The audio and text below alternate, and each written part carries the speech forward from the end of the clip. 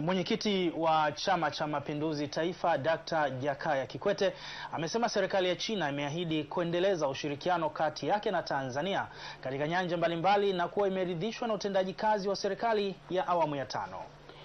Dr. Kikwete ambaye pia ni rais mstaafu wa awamu ya 4 amesema hayo jijini Dar es Salaam alipokutana na waandishi wa habari na kuzungumza nao masuala mbalimbali yaliyojitokeza kwenye ziara yake aliyoanzia nchini Marekani, ambapo yeye pamoja na kiwanda kinachotengeneza vyandarua vyenye dawa cha A2Z cha Arusha, ambapo wametunukiwa tuzo kutokana na mchango wa kupambana na malaria, kisha kuendelea na ziara yake nchini China kufuatia mwaliko wa chama tawala nchini humo kwa mwenyekiti wa CCM Taifa.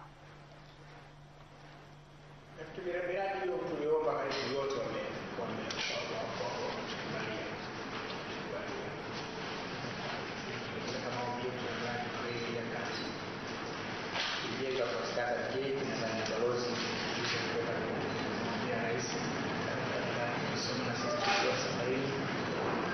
kama hiyo kukubalia kimsingi.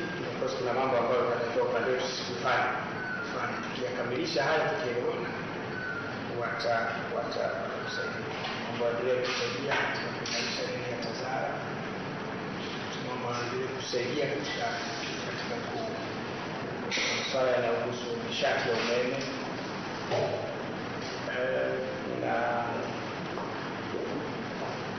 Kuna mambo ya kusaidia katika kujenga miundombinu ya kuwezesha mradi ule wa eneo maalum la kiuchumi na viwanda la Marekani pale. Maana wale serikali ya China, kampuni ya China na Oman wao watatoa pesa za kuendeleza eneo la bandari na kuendeleza maeneo yale. Lakini na sisi naye tuna mchango wetu. Mchango wetu sisi ni kutengeneza ile miundombinu, kulitayarisha ile eneo iweze kuwa tayari kwa uwekezaji.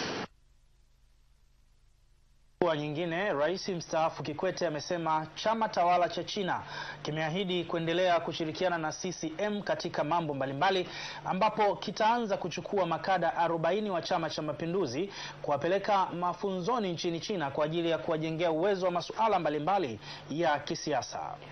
Wakati huo huo, chama hicho kimeahidi kushirikiana pia na umoja wa vyama 6 vya ukombozi unaoongozwa na Chama cha Mapinduzi CCM.